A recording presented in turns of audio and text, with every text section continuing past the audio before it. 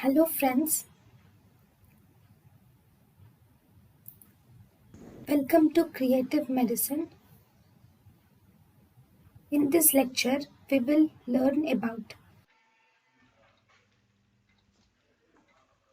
Pathophysiology of menopause. In pathophysiology of menopause, in menopause there is decreased activity of ovaries, thus the ovarian failure will occur. So as a result, there is no more follicles in the ovary. When there are no follicles in the ovary, there is no granulosa cells, there are no theca cells, and there is no ovulation. If there is no granulosa cells, that is, there is decreased estrogen, and this decreased estrogen is responsible for symptoms of menopause. Most common estrogen in menopause is E1. If estrogen is less than 20 picogram per ml, then it is diagnostic.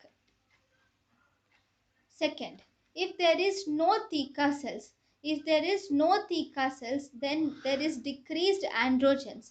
If there are no theca cells, then there will be decreased androgens. Thus, there is decreased libido is seen.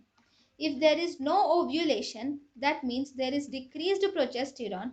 If there is decreased progesterone, there can be amenorrhea for more than 12 months, or decreased progesterone will result in increased luteinizing hormone. Theca cells will produce two things. Theca cells can produce androstenedione and testosterone. Theca cells produces androstenedione. Androstenedione gets converted to E1, and this is seen in, and this will act on adipose tissues and the granulosa cell. Testosterone only in granulosa cell, it produces E2.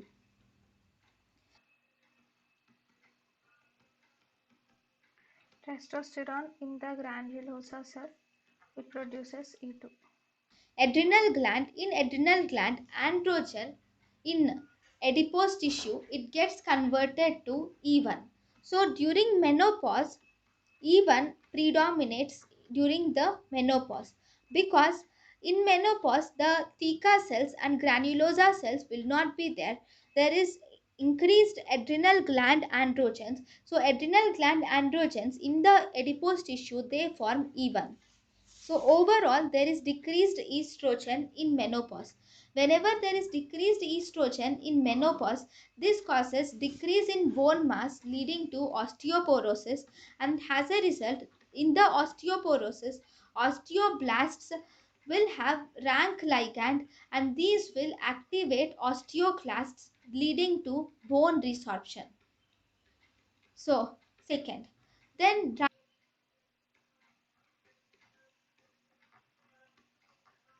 So, because of this bone resorption, osteoporosis is seen in menopause. dryness of vagina is seen due to decreased estrogen. Dryness of vagina is seen leading to senile vaginitis.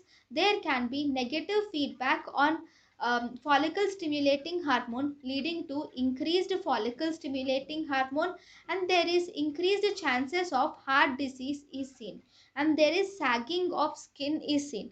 These are the changes, or decreased estrogen in menopause causes these. Diagnostic test. In the diagnostic test, you will see other symptoms of menopause include: the patient can have sleep disorders, cognitive disorders, depression, and wrinkling of skin.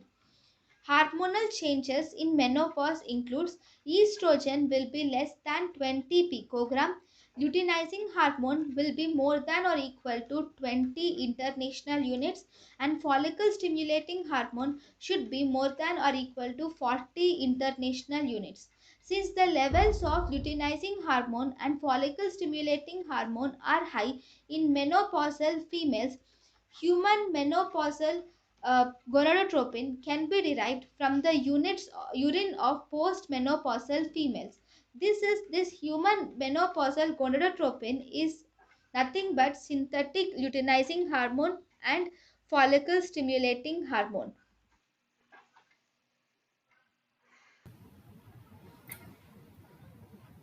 Thank you, and thank you for watching.